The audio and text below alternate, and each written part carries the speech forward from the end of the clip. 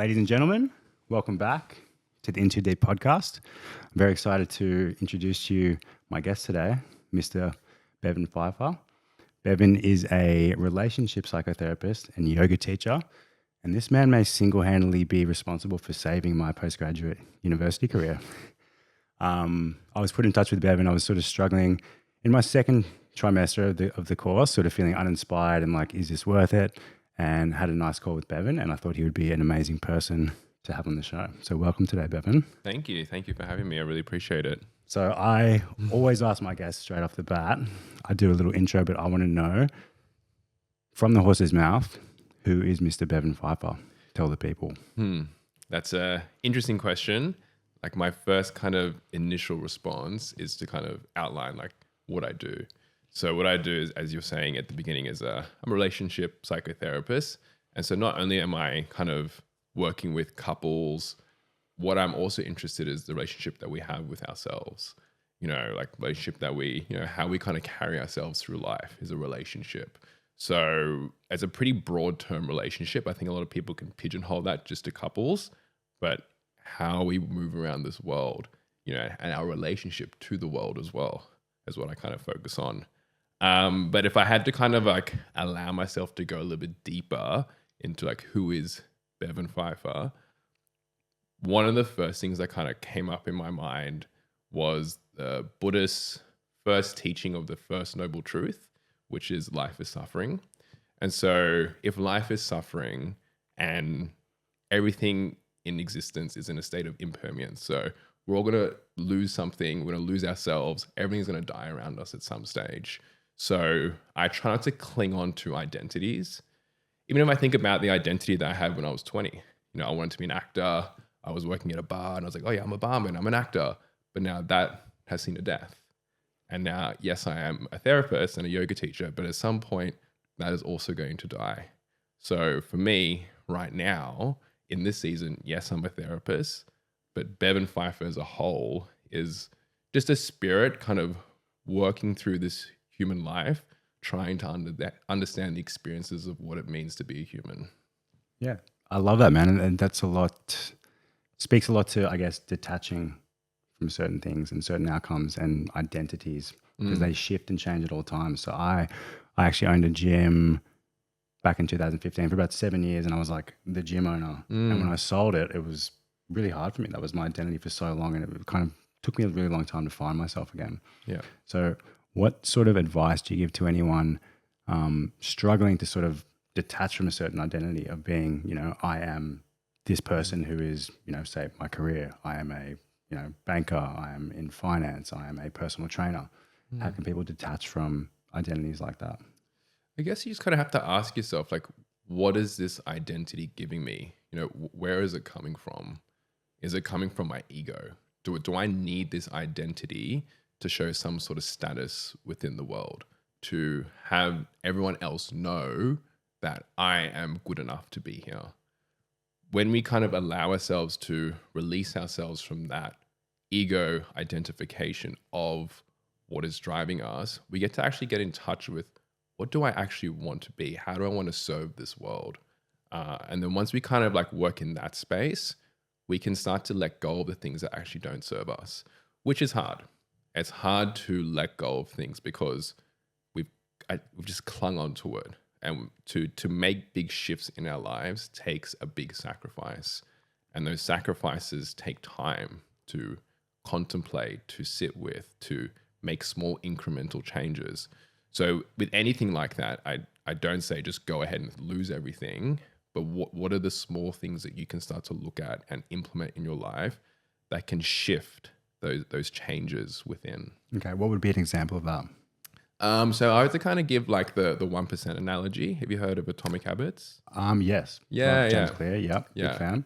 So, Can't remember the 1%. So let's refresh that for me. Yeah. So the 1% is like if I'm flying an airplane and if I change my degree just by 1 degree, in 6 hours time, I'll be in a completely different place just from shifting that 1 degree. So what's that 1%, 1 degree that you can do that can in 6 months time shift to who you thought you could be, or, those small incremental changes over time? Yeah, so something like, 5 minutes of gratitude journaling or Yeah. just 5 minutes of learning a new skill every day adds up and stacks up over Yeah. time. And the research shows that it's better to do 5 minutes every day than do 1 hour once a week. I've heard a lot about that. So frequency, really important. Yeah. Okay. So talk to me. You are a relationship specialist, psychotherapist. So how did you fall into the relationship realm? Yeah, I think for myself, it's interesting. I was having this conversation with my wife and some friends that a lot of the grief that I've encountered in my life has been because of relationships. I've always, looked at relationships and I wanted to be in them so bad, but there was something kind of missing of like how I was doing it. I wasn't doing it properly. And it wasn't until my wife now, when we first kind of got together, one of the first things we said was, if things aren't working well between us, if one person says we have to go to couples therapy, we both have to go. That was like within the first couple of months of us dating. So a year into our relationship, we both decided that we needed to go because the way we were arguing wasn't working. And so from that space, going into there and having that experience of couples therapy, I was like, oh my God, now this is the relationship I've always envisioned. This is the type of communication that I've always wanted to have within a relationship. I just had to get some help to figure out what was I not doing right. Okay. And so what were some of the eye-opening things you basically got to go through when you went to therapy? So one of the first things is understanding within yourself, what's your responsibility? What am I doing within this relationship that's causing the relationship to kind of malfunction? I had to own up to that. So I had a few little anger things that I was not working with, or I had this big kind of like internal self-belief that I wasn't good enough when certain moments came up. And so I had to wrestle with those things and understand, where does it come from? Why is it coming up? And this is my responsibility to figure out. This isn't Rachel's responsibility, but this is my responsibility. I have to own this. And I have to also own that me working from this anger and this place of not feeling good enough is also causing damage to her. And I have to accept the fact that I am hurting someone in my relationship, and it will continue to happen. So then if I'm continually going to hurt someone, how do I sit there and own that I will cause pain, but not to take it personally, and to just, this is part of the parcel. And within that, how do we repair? Can I just say, sorry, I didn't mean to do that? Is there a way that we can move through this? And so it takes a lot of personal responsibility that I had to own up to. Okay. Well, that sounds great. It sounds like, you and your partner are very self-aware beings. Do you have any advice for people out there who, might be in a relationship with someone who doesn't want to go to therapy, might refuse, and they're very self-aware and they're listening to podcasts and reading books and doing personal development, but their partner's just not on board? Because I hear a lot of this happening. It can be hard. First of all, I think you have to admit to yourself that this is a hard situation to be in. When we don't admit that to ourselves, it's almost kind of like running into a brick wall. And so the first step is always admitting that I'm finding the situation very difficult.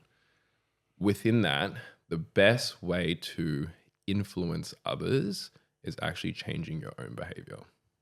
If I can change my own behavior and, start to do little things with, like, maybe don't react as much. Can I respond differently? Because reacting and responding is different. When we react to something, I'm just kind of like going in the moment and just jumping into it. Whereas there's this Viktor Frankl thing. Viktor Frankl? Yeah. I've already spoken about this a fair bit on the podcast. I think that says in, but yeah. So creating that space. Yeah. Yeah. So you're not always like putting the attention on the stimulus, but create that space and then we can respond. So that's like a small thing you can do. So always look at your own behavior. Yes, you want someone else to change because the way they might be attacking you, the way they might be affecting you is big. But again, it always comes down to like personal responsibility. What can I do differently? How am I responding to this person that's maybe triggering them more? Can I take a step back? Can I call a timeout when I'm feeling myself get flustered and not lean into that space of righteous anger? Let's take a step back. I'm calling a pause. I'm going to go take a little shower for a second. Because every time you go into the dance of the argument, that just causes damage to the relationship. Okay. That sort of, to me, screams like, extreme ownership. Like you can only really control yourself and do the best you can. Yeah. Is there a point you would recommend to people like they're working hard on themselves and it's still not working out? Like what's the point where they have to sort of detach from the relationship? Because they can be doing a lot of work and the other person might not be coming to the party. Yeah, I think within that, like, I know it is expensive, and going to friends, sometimes our friends can be helpful and sometimes they can't. Yeah, I feel like you need like a third party, someone who's like, very neutral. Yeah, total. Because with our friends, like they always have our best interests at heart. And I like to kind of have some friends around me that will challenge my best interests. Am I actually doing something that's wrong? I want you to actually tell me. I don't want to be surrounded by yes people. Yeah. So going to friends can also at the same time be detrimental to the relationship because they're just going to be on your side. And maybe I'm not doing something right. Yeah. Probably, trying to go to a third party, a couples therapist, like kind of like advocating for myself and like, promoting myself, but but That's I think we do, man. Let's go for it. But I think it's important because it's an unknown that we're working with. And only someone who can kind of see the situation without being so emotionally connected to it is able to kind of get in there and see what your faults are, see what the other person's faults are, and how can we repair the space between each other. Okay, I love that. So we as humans are very averse to criticism, right? Like a lot of people will like, unless they do have yes men around them, they'll just cut people off until they find all the yes men. How can people become aware that they're surrounded by yes men and they might not have these friendships where people can give them the hard, honest truth? How can people improve and seek out friendships where they can, be honest and raw with each other? I guess it's just how we kind of ask our friends to show up. If we're kind of like going to them, I have this problem, they're going to be on our side. If we can kind of maybe change the parameters of how we talk in terms of going, I need some feedback on this. Do you think I'm doing that in my best interest? How do you think I'm reacting in this situation? Yeah. And so just that little shift of like how I'm actually talking and how I'm conversing to you will make the person not be like, oh, I have to be on your side. Okay, let's look at this objectively now. Yeah. And let's try and figure out, use your actions right or wrong? Yeah. I love that. So, and also like even just being direct, like I was in a relationship ages ago, long-term relationship, and it was not the healthiest of relationships. And a lot of my friends could see that, but no one wanted to. They told us after like, oh, we could tell you're unhappy, this and that. And afterwards I was just like, guys, like next time, just please tell me, like no matter what. So like being raw and honest and just telling them that you want the truth. Not everyone can handle the truth though. So I don't think everyone would actually be going for that. Yeah. Next up. So tell me, is there a certain problem that you see a lot of people struggling with? Like what are the most common issues that you see in relationships today? People who step into your room and have a chat with you. A lot of the things is that we're afraid to speak out what we need in a relationship, and what we desire. I think social conditioning, how we've been brought up, maybe our parents were neglected their needs. A lot of the time in therapy sessions that I've come across is trying to get people back in touch with, what do you actually need? What do you want? How do we communicate these needs? How do we communicate these wants? Because it's scary. It's super scary having to put yourself out there to say to your partner, I actually need this from you. The way you're talking to me, I can't respond to that. It doesn't work for me. Is that the same as setting boundaries? Yeah. A need can be like, I need to set a boundary within this too. So that can also be a need. Well, people are also, there's a fear of being alone, right? So people don't want to speak up in case the other person's like, that's, encroaching on my boundary and now I'm leaving this relationship. So I think people might just sit and just not say anything and then it just sort of builds like a snowball in the negative direction. Yeah. So the important thing within that as well is like, how do we then create emotional safety? How do we get the space between us to be safe enough that we can talk about things? Yeah. I always say to my clients, I went to a therapist and he told me this, and it's been such like a little kind of golden rule that I've carried in my life. When we have hard conversations, don't let it be just one conversation. Allow it to be 4, 5, 6, 7, 8, how many conversations it needs to be. Because the first time I have a conversation, if I tell you something, you're not ready for it. You might get defensive. You might react like, no, that's not true. That's not right. And so we have to have that first initial response, take a step back, recalibrate and go, why would my partner say that? Why would my friend say that? Can I put myself in their shoes for a moment? Okay, maybe some of this makes sense. I'm going to come back to the table. Can we talk about what happened before? I understand that, when you said this, it makes sense. And, validate that person for why they brought it up. And then now I'm going to be like, well, now this is how I can kind of see it. And because we validated and I can now lean into how I kind of saw the situation, then they can go like, oh yeah, that makes sense of why you would do that. And this is how we can kind of like slowly work to having more of a compromising situation where two parties can meet together and go, oh yeah, cool. That sounds good. Next day, how's that, thing that we brought up, how's that sitting with you? I actually don't need to talk about it anymore. Okay, cool. That's great. If we follow that, and it's not easy, it's hard work, the resentment doesn't build up in the relationship. We don't want resentment. That's like one of the most biggest killers in relationships is resentment, harboring those little cuts within us. Yeah. Are you familiar with the Gottman principle? What are their 4 horsemen of like relationship killers? Do you know them off the top of your head? Defensive. So I went to a Gottman therapist, couldn't save my marriage, but we gave it a crack. And when we were doing it, it was actually working quite well. What are the 4 relationship killers according to Gottman? Defensiveness, resentment, content, and oh my God, I don't remember this last one. Content and what's the last one?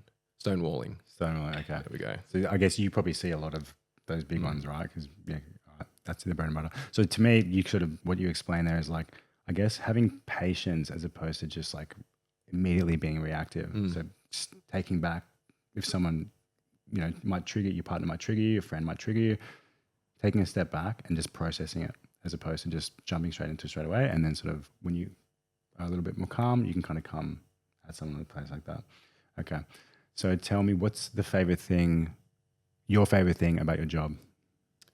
My most favorite thing, I think, it's the privilege that I get to hear people's stories.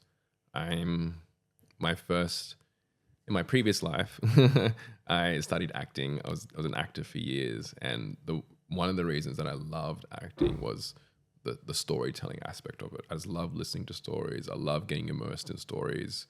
And when someone tells me their story, like it just switches on so many parts in my brain because I am listening to obviously the facts of the story, but there's a part of me that because of all my acting training, I can go deeper. I can start to really see and visualize the story and feel, how each person is working within the story with their emotions, with the subtext of what's actually going on with them. And for me, that just kind of it really lights me up and I get excited to try and understand what is actually happening in this story, what's happening within this space. That's amazing, mate. And I resonate with that so much, like even doing this podcast, like hearing people's stories. And that's probably why I'm going down the track of becoming a therapist also, because there's just something about it, lights up certain things in my brain also. So I'm totally on board with that. Tell me, Bevan, what do you think people misunderstand the most about intimacy or connection? That it takes work. There are moments where it's easy, especially at the beginning of the relationship. I think it's important to schedule in intimacy. I don't think there's anything wrong with that. Schedule in time where we can be intimate with each other. What about the people? Because immediately my personality is like, I get the ick when you say scheduling intimacy. You know what I mean? To me, it's supposed to be more spontaneous. What advice would you give to someone like that who sort of feels that sort of, okay, I don't want to schedule it in. What advice would you give? I get that. I get that it doesn't feel real. It doesn't feel organic.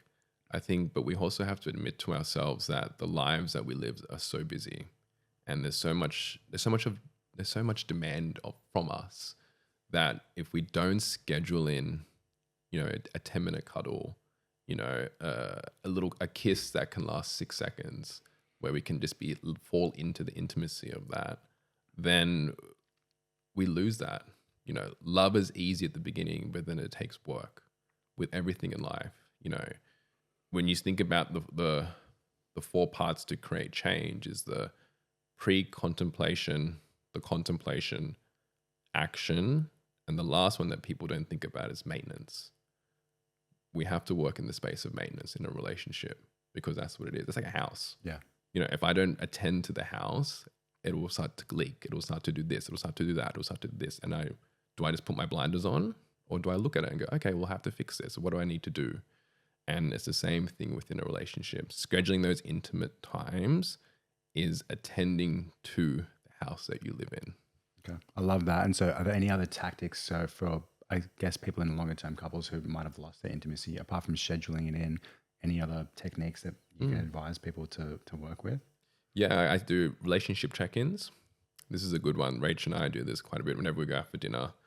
One of the things that we ask each other is, what is not being said between us? And I think that just can allow the space to open up, because that's when these resentments build in, is the things that are not being said. So we explore that, allow ourselves to talk about that. Is there anything that you want to change in our relationship? Is our sex life good? I think that's an important one. We'd also do a gratitude list, just saying it to each other. So name 5 things that you're grateful for me, and I'll do the same for you. Just those small moments of just checking in and to see where the person's at, how they're feeling, how they're coping with everything. It just allows you to be seen, allows you to express how you're actually feeling right now about the relationship. Yeah, I love that. And I've always found it funny how so many people are willing to take their careers and their businesses serious, and they'll have, whip meetings during the week, meet up with this stuff, and no time to really connect with a significant other. And like, which one's more important? Who are you spending more time with? Like the person you're going home with every night, or the people you're seeing just 38 hours a week? Both very important, but people are doing a lot less of that sort of stuff with their significant other. Also, one little thing I want to add to that, Rach and I do this thing where we give gratitude to each other for the smallest thing. So say, for instance, like I was coming here, she had to go to the office to like go put up some stuff. And she said to me like, I'm really proud of you. You're doing so well. And I just said to her like, hey, I want to say thank you for, taking the time now to go set up some stuff at the office. I really appreciate that. And I'm really grateful that you can do that for us. Just those small little things. Oh, thank you for taking out the rubbish. I really appreciate that. Oh, thanks for doing the dishwasher. I really appreciate that. Because then those little chores don't feel like chores. Yeah. You feel like, oh, I'm being seen. I'm contributing, and my partner sees me and they value me for the effort that I put in. The smallest little things can go a long way. Yeah, I love that. And so what advice do you give? Because all of this stuff requires a lot of vulnerability. What if someone's been in a relationship for a long time, say years now, and there's no vulnerability, and it almost feels like scary as fuck to go, hey, like say something like that. Like, let's have a, relationship meeting. Like, people have this fear. What would you recommend they do? Go to therapy. I'd say within that, I think you can start small. I can think the gratitude thing will help. The small little things. There's a really good game. It's called We're Not Really Strangers. And it's basically 3 levels of questions. And the first one's like, what does my phone background say about me? The second level of question might be like, when you were at school, were you picked on? And the third layer might be like, is there anything that you regret in your life? So it just kind of gets deeper and deeper. And just playing a little game like that, maybe do a few questions a night. Yeah, can help just like create a space where you can be vulnerable and get to know each other again. Yeah, I've seen like some intimacy cards. I'm not sure if that was Esther Perel who released Yeah, she has them as well. Yeah, I've heard of those. So that would be something similar. So like something like those cards could really help. Talk to me about how, because obviously you've been doing yoga for how many years now? Yoga and teacher? I've been a yoga teacher for about almost 10 years. And I've been practicing yoga for almost 17 years. Okay. And so how are you integrating yoga into your psychotherapy practice? Through somatic work. So I work through the body a lot. Okay. For anyone who doesn't know what somatic work is, can you give us a little rundown? Yeah, somatic is just kind of like basically doing therapy, but using the body. So not just kind of allowing ourselves to be in this kind of cerebral state whilst we're in conversation. So say, for instance, if you were, feeling a bit anxious about something, I'd be like, where do you feel the anxiety in your body? Oh, I feel it in my chest. Okay, cool. If we kind of brought it out and allowed this tightness to speak, what would it say? And just allowing that exploration of like allowing the body almost to have having a conversation with your body about what these feelings are and what's going on. And just like allowing ourselves to tap into the wisdom of the body. And within this, there's always a lot of like nervous system release as well.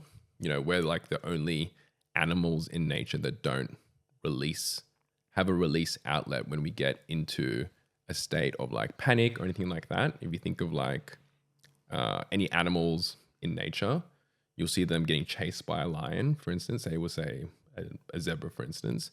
It'll get chased by a lion and then it'll escape. And the next minute it's eating something. Why can it do that? How can it go from something so traumatic of almost dying and the next minute be eating? Because it allows itself to shake off. Yeah. It shakes all the energy off. It releases the energy. And then it goes, okay, I'm alive and I'm okay. I can continue doing this. Whereas we hold on to the energy. It gets stuck in our bodies. When we get this like tightness in our chest or our shoulder, our neck, or our back gets really sore all the time because we haven't learned to vocalize it, but also somatically release it as well. So that's within the somatic as well. Yeah, and I find the somatic work very fascinating. It's something that I, as a future therapist, really want to delve into. And actually, shout out to Alana, the woman who introduced me to you. She did a little rundown because she's a somatic practitioner herself, and I was struggling with a decision, and she had me sort of just sit and feel what's going on in my body when I thought I'm going to do this versus I'm going to do that, and just feel like I could just feel a lot of negative energy towards one way, even though in my head I was like, I don't know which one to pick, but it was so clear when I sat and listened to my body which direction I should have gone in. So I'm very excited to delve a little bit deeper into that sort of stuff. I think the thing that we have to take with the mind is that it's a beautiful slave and a horrible master. Our mind will rationalize and justify anything that we can put in front of it. And if we ask our body how it's feeling, a majority of the time it will lead us in the right direction. Obviously, if we had trauma and stuff like that, our body can kind of like, give wrong signals out, and that's, a defense mechanism or a protective mechanism that we've needed to survive, and this is why our body's doing this. How can we determine the difference between the two? Because I know that's like probably a very tricky thing to do. People who have experienced great trauma might feel completely unsafe in a safe environment, right? Because they're used to chaos, etc., etc. How can we determine if the body's right or wrong? There's this non-PC kind of phrase, which I'm going to say anyway. Yeah, we can swear on it. Where there is hysteria, there's history. If we're having such a big reaction to something so small, something historical has happened to us where we're having this reaction. So we have to kind of put the lens on this moment and go, why would I be reacting in such a way? And the thing is, we might not even know, and that's completely fair. Our whole job of our body is to protect us. Our nervous system is to protect us, our stomach, everything is designed to protect us from not dying. If we've had an experience, say for instance, okay, this is an easy one to do. We know a spider, most of us are scared of spiders. And so if I see a spider, I go, ooh, I'm scared of it. Okay, cool. If I see a shadow of a spider, I start to get scared of it because the memory of the spider now lives within my nervous system, my body, saying that it's scary.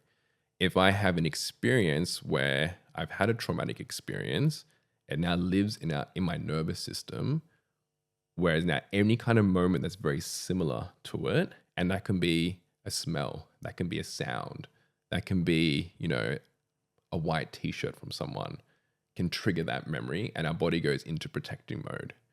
It's hard to understand exactly what that is without kind of help and guidance to unpack it all.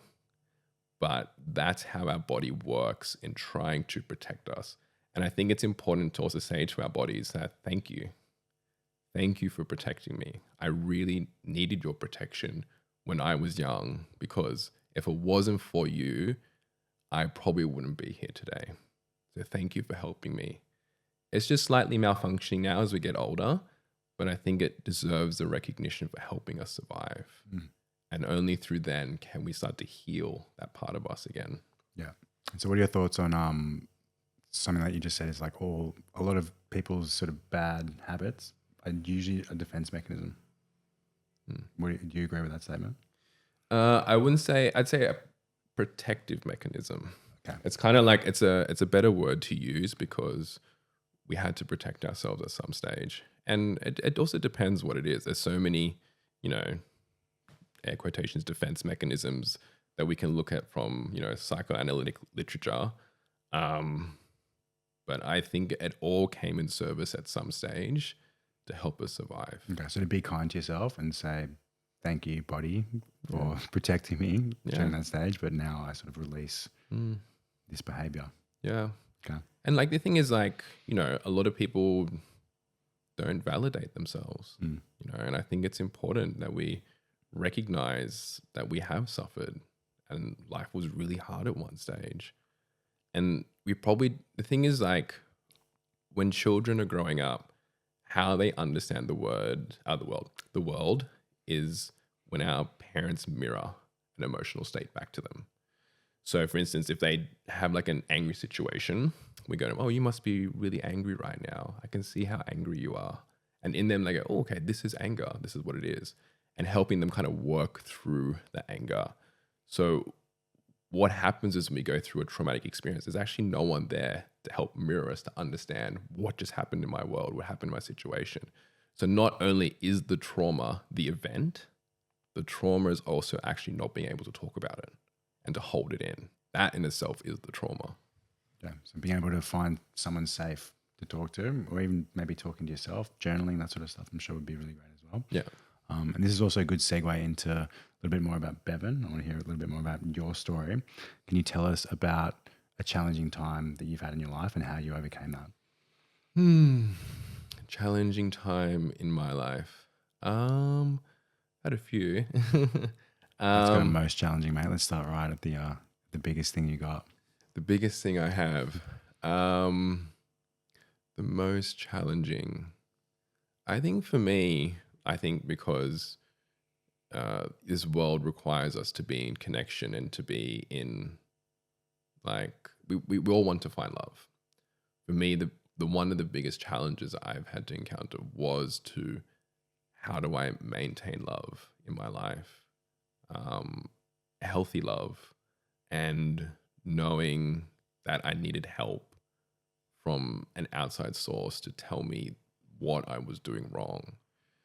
Within that, one of the biggest lessons I learned is that when we're in arguments with our partner, we're actually not arguing with them.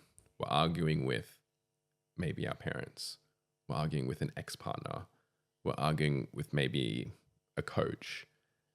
They've triggered something within us that now we just paint the picture of them, and then now we have to fight that person again.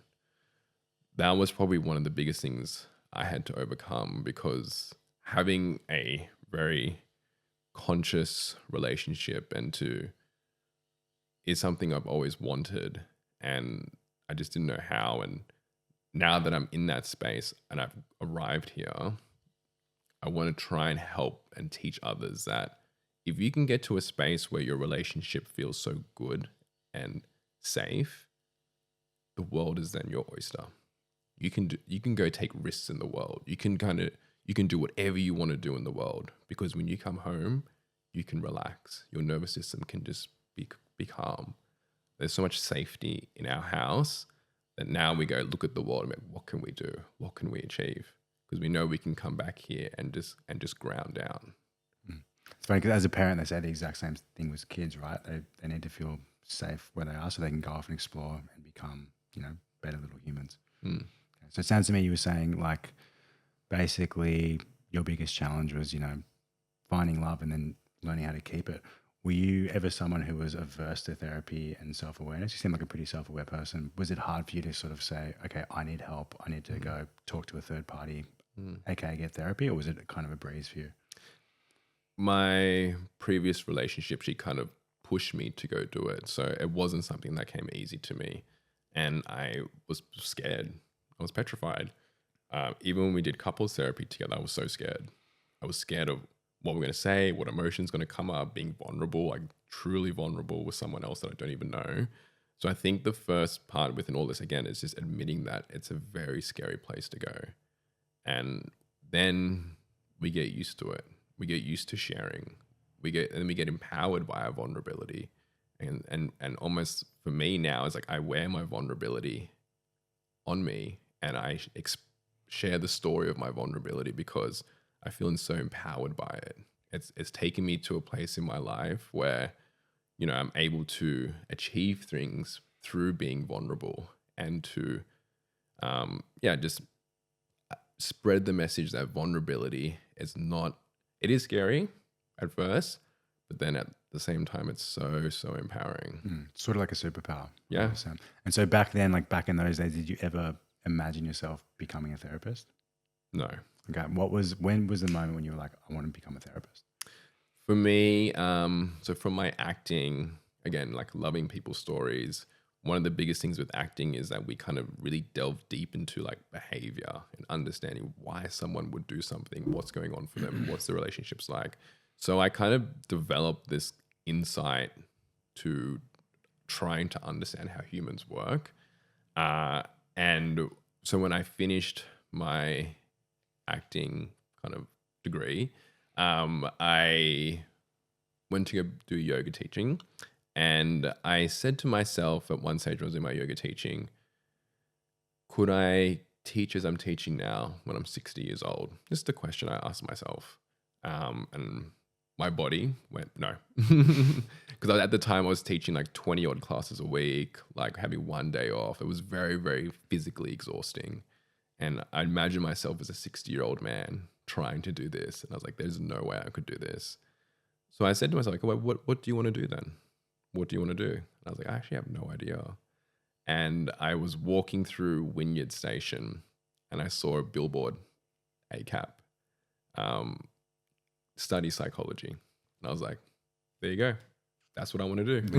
Literal sign. Yeah. Literal billboard. Advertising works. Yeah, I was going to say ACAP. I was going to be sending us some money for that one, I think. I know. We'll see.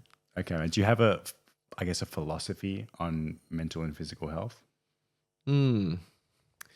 Yeah, I think with like physical health, yes, it's important to do all the things like, you know, running, cardio. Like I think we all know now, like how to kind of look after ourselves physically. I think what the important thing within that, what's kind of missing from today's conversation about it all is allowing ourselves to rest, giving ourselves time off where we don't actually have to do anything, letting our body recover, and just using that time to do something else besides exercise. I remember one of my yoga teachers said to me, if you're just doing yoga because you need to do it, and if you don't feel it, you start to feel guilty about doing it, you're not doing yoga. That's not yoga. You know, yoga is also spending time with friends. Yoga is also reading a book. Yoga is also going out into nature and just having a walk. What else can we start to do that's also going to enrich our lives? Yes, the physical strength, building bone density, you know, having our stomachs healthy, having good heart health is all good, but also spending some time away from that, that's also going to enrich our lives and also allow ourselves to recover. Okay, I love that. And so what does Mr. Bevan Pfeiffer do for, regeneration? Yeah. I love watching TV. Nice. What sort of stuff? I'm big on YouTube. Okay. Big YouTuber. I watch soccer. I love watching the Premier League. I'll watch random stuff about building. I'll watch stupid little mini documentaries. I'll watch a lot of stuff about religion now. My wife, right? She's she's helped me in that spiritual sense. Like there was a part of me that was spiritual, but I think because I grew up in going to a Catholic school really kind of turned me off from religion. And it's only... I'm in the same boat there. Yeah. Yeah. So do you identify with a certain religion? I would kind of say now, kind of leaning more into like Buddhism, with like, you know, some aspects of Hinduism that I kind of like as well. And that's where I'm at now. I love the story of the Buddha. I think it's such a beautiful story. And I feel, yeah, it's interesting. I was listening to this other podcast with Rainn Wilson, the guy who played Dwight from The Office, and he's a Baha'i. Do you know what Baha'i is? No, I'm not There's sure. a Baha'i church somewhere. It's on the northern, just before you get to the northern beaches. Okay. Basically, they look at the stories of all religion, and they go, "Oh, okay, all the people who have come, like say Jesus, Muhammad, what's the guy from the Jewish faith, Moses, and they see them as people trying to better the world, and they've almost kind of been like all of them are prophets in a sense, but they don't subscribe to one of them. They see all of them as a whole, and within that, they, he got asked like, what do you believe is in God? Like, what's your God? And he said, I like to look at it as the God of experience. Has there been moments in your life where you have experienced something and you've gone, wow. Like for me, for instance, when my wife and I got married, I had so much joy in my heart. I was so just ecstatic and connected to the oneness of everything. That for me was like a God experience. I got connected to God in that moment. And that's the way I kind of like to look at it. And for even like, I remember my wife, Rachel, lots of shout outs to her. She'll be on here soon as well. Yeah, so she will everyone be. can listen to it. She said to me, if you could build a God that works for you, how would you build that God? What would it look like? I love that. And so if you could sum it up in sort of 3 words, what would you say? I would say, someone who obviously has your best interests, but at the same time, life isn't going to be about roses all the time. There's going to be tough moments in life, and that's part of living, that's part of life. And within that, it's like there's this beautiful spiritual teacher, his name's Ram Dass, and he talks about how it's all perfect. Yeah, I've read a lot about his quotes. Yeah. Yeah. That's very Buddhism though, right? Like everything is perfect as it is. That's quite Buddhist, right? Yeah. And it's a hard pill to swallow, because if everything's all perfect, why is there war going on? Why are children suffering? And it's a hard one to kind of sit with, because why do I get to have so much privilege in my life and sit here and say it's all perfect, where I'm not on the other side of the aisle?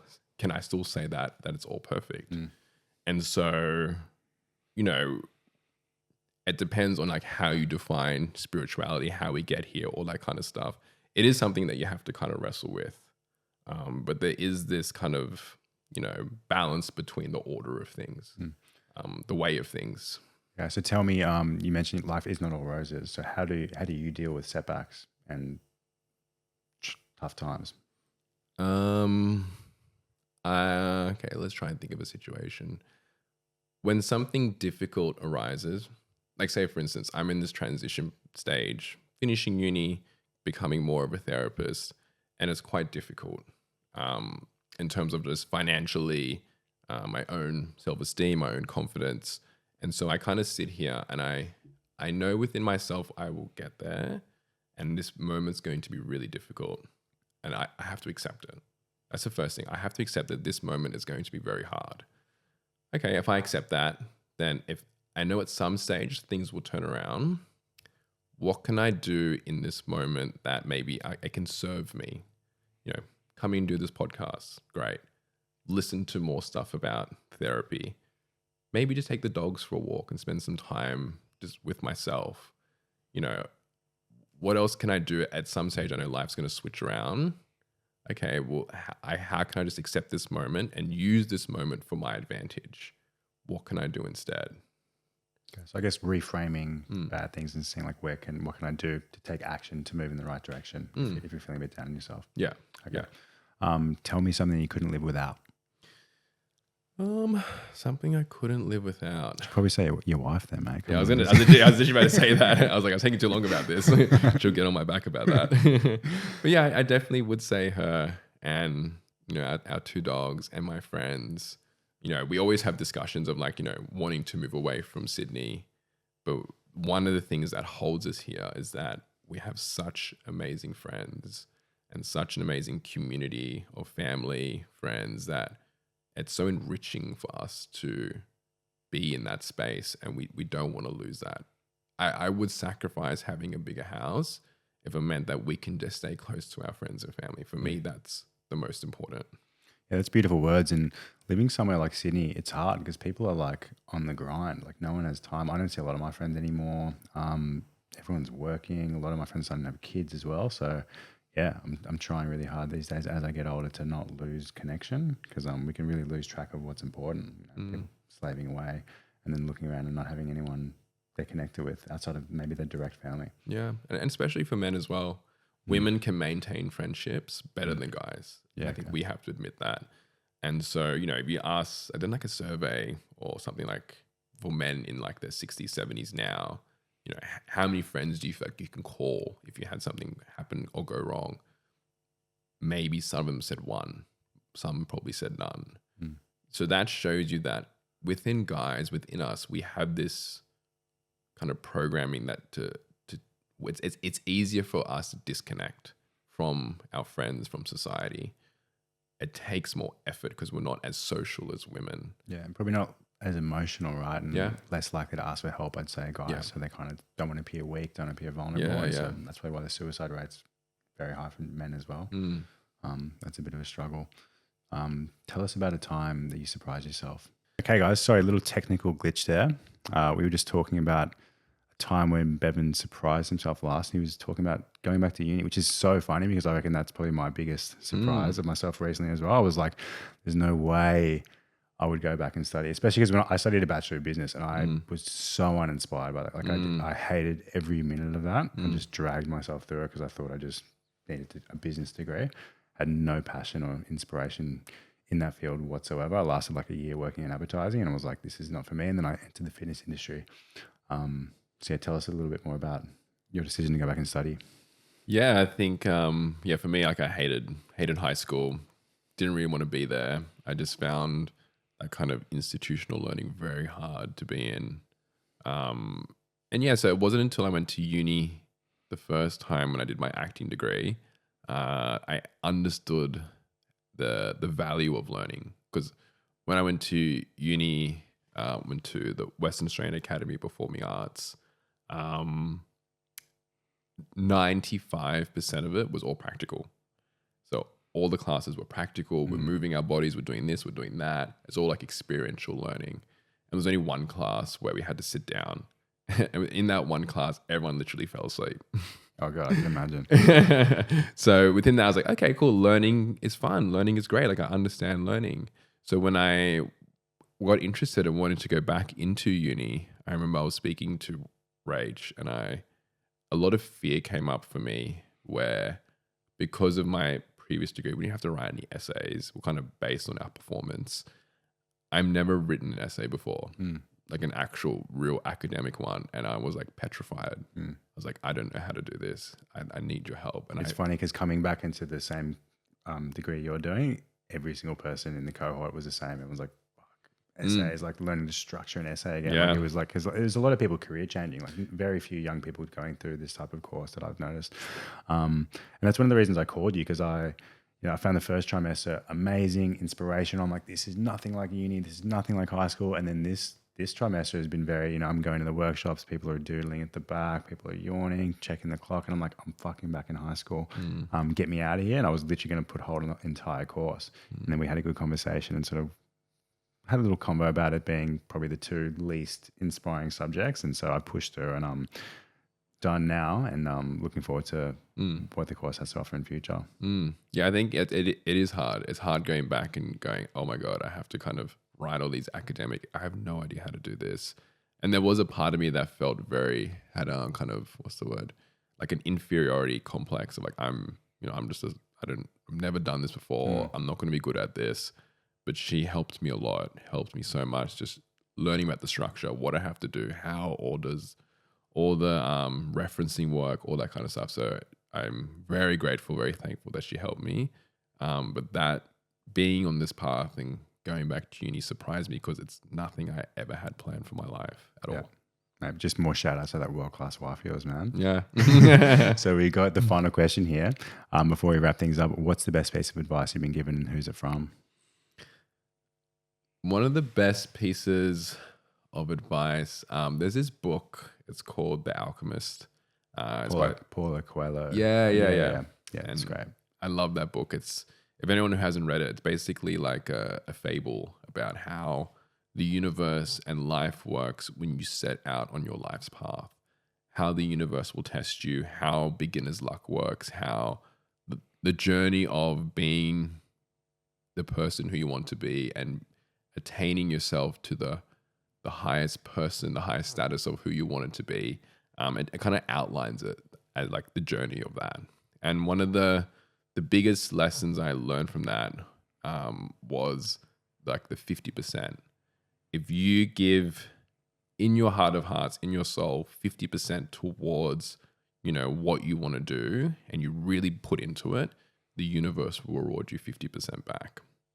And so I always kind of like, whenever I'm doing something, or I'm in the endeavor of trying to create something, whatever it is, if all my soul is in this 50%, I know at some stage I will get rewarded in some way, another 50% back. Yeah. And I'm quite a spiritual person as well. I love that book. And at one stage, I haven't read it for a long time, but that was my most gifted book. I would gift that book to people. And I've always found that if I'm really into something, really passionate about something and giving my all, the universe is always opening doors. So I think it's a good place to leave you all. So I would say thank you very much to our loyal listeners for sitting with us. If you found any benefit from the show, guys, share it with a friend, someone you think might be able to benefit from it too. And if anyone wants to follow Bevan's journey, how can we keep up with you, mate? Yeah, so I just have my Instagram handle, just my name, Bevan Pfeiffer, PF. Just think of Michelle Pfeiffer, exact same spelling. Yeah. And then, we have our website for our therapy space, which is the Embodied Mind Collective. Okay, love that. We will drop all of those links into the show notes. Thanks again for listening, Mr. Bevan Pfeiffer. Thanks for coming on. Thank you. Chat again in the future, mate. Obviously, of course. Bye, go.